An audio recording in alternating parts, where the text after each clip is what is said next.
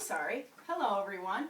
My name is Caleb Kowski, as you already know, and tonight I would like to explain to you why snowboarding is a lot better than skiing.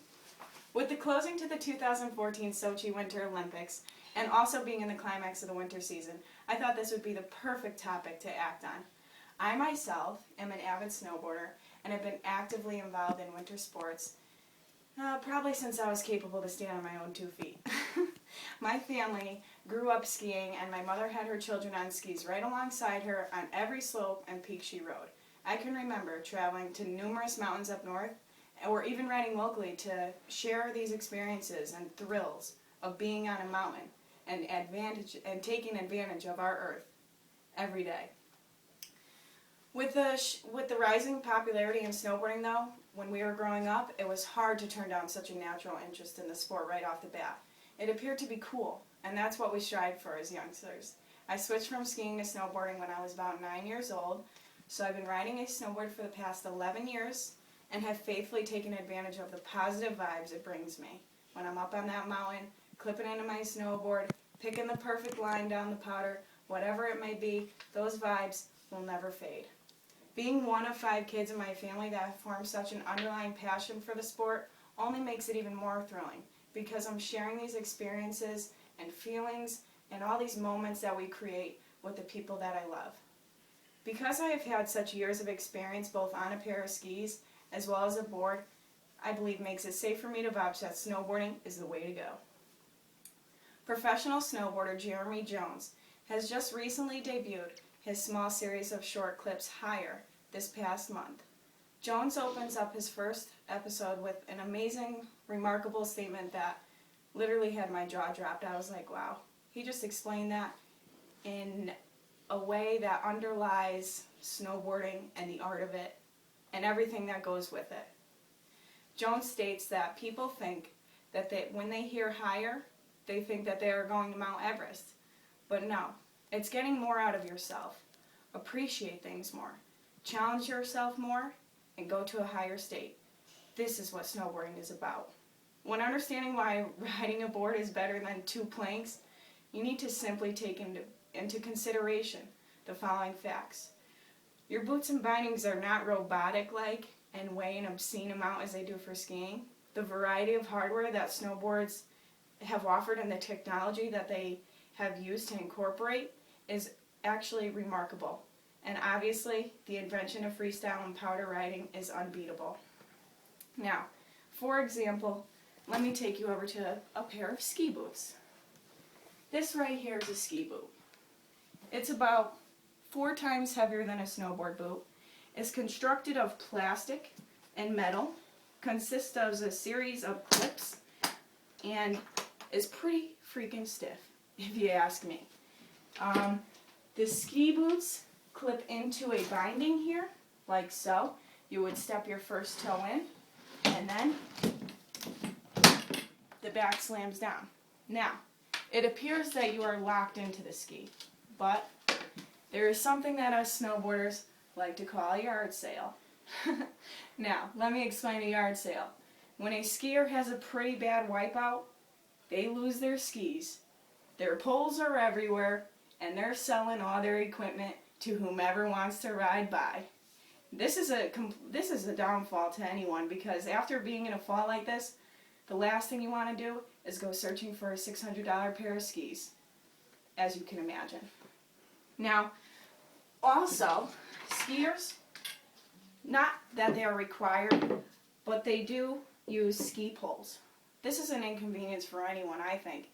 Not only do you have always on your mind where your line is going to be, but you have to accommodate your arms as well as your legs in this. It just isn't appealing. Let me bring you over to something that is more appealing. A snowboard. Now, a snowboard boot. It resembles a lot like a regular snow boot. It is more durable, a lot lighter than a ski boot. Probably weighs about, I'd say 3 pounds, 4 pounds, nothing. It's very light, comfortable. A snowboard boot forms to your foot, and after breaking it in after so long, it's just like a sneaker. Your boot is your boot, and that's it. It's molded to your foot, it's comfortable, you feel like you're on a cloud when you break it in. Now, the bindings here are very different from a ski. As you can see, this binding has the boot in it. But right here, you need to unclip your bindings. You put up this back base clip here, which is your support when you're carving. Your boot goes in like so. Make sure that heels all the way to the back there. You clip in both bindings, like this. Once you are tightly secure, you are in your board, and you are stuck in your board.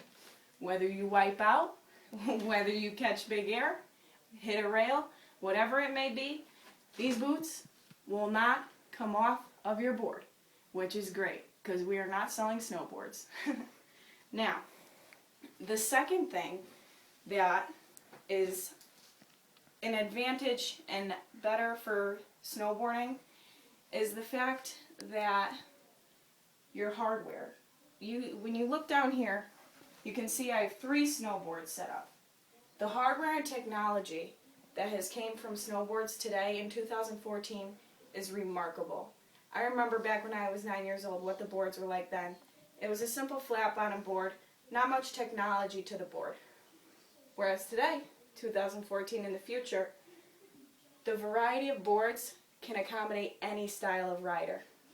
I'll start with my board. My snowboard here, it's a Forum, that is the company that makes it, but this is an all-mountain board, which means that it is designed to ride terrain parks. It is designed to ride just free ride, go straight down the slope. Whatever you choose to do, this board will suit your style of riding. This is an all-mountain board. It's a directional twin tip, which means that the 2 tips up here have this little, see here when I press, that natural flex there. It allows more popping, like I have said. When freestyle, it creates so many opportunities to be able to do an ollie. The second board here. This hardware is a powder board. This is a reverse camber for powder. And if you can come over here and see that when I push in the middle, the outsides lift up. Now, this is a powder board. You are riding in feet of fluffy snow where you would just sink in.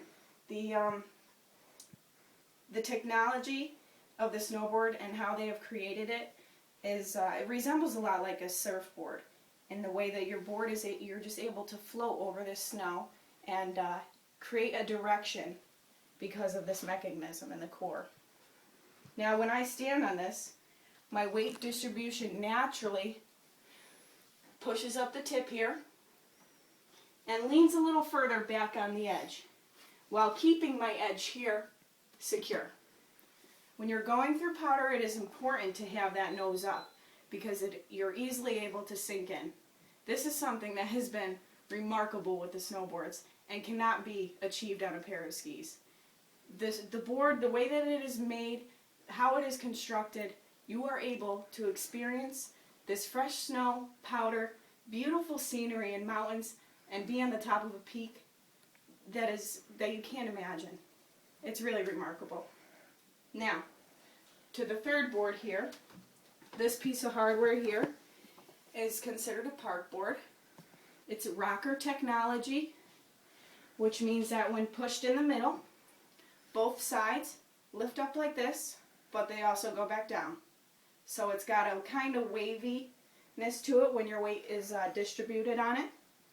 Now the tip here is a little bit more pointed as well as lifted up. There's more of a raise here to make it easier to accommodate riders to get onto rails, as well as, like I said before, using that ollie to create opportunities in your freestyle riding. Now, with all the hardware reviewed, you can obviously tell that snowboarding just creates so many opportunities for any style of rider. It allows people to create unique styles, and that's why snowboarding has become so popular, because it suits all types of people, and honestly, it is very cool. Now, the third thing I want to talk about with snowboarding and why it's a lot better than skiing is the fact that it invented freestyle. So with the invention of freestyle, I want to say that Brad Framer from Fuel TV has stated that snowboarders don't mind that skiers rode our coattails into the X Games. And now, the Olympics, when talking about freestyle skiing. Snowboarding invented freestyle. The moment the first method was landed is historic and famous for this whole new freestyle riding. The method is when you lift up your board, like so, behind you, and you would grab under here like this. So your knees are up like this and you're grabbing like this. I think it was back in 1986 when Burton's first snowboarder landed the method, and it was a historical mark in history for snowboarding. Now, not only did the grab introduce freestyle riding, but the way, like I said before, the way that the snowboard is made allows for much more opportunities in freestyle riding. The core of the board is more flexible, allows for popping ollies, which really creates any opportunity. You're able to hop onto a rail about this high without any kind of jump. It's really remarkable. With a snowboard, riding a rail specifically, I have found to be a lot easier. The way that the board is made and your weight distribution, the way that you're standing on the board, allows for much more balance rather than a pair of skis being on a thin rail. So with all this being said, the advances in hardware and technology of a snowboard, the disadvantages of a ski setup, and the stuff that is accommodated when riding, and also,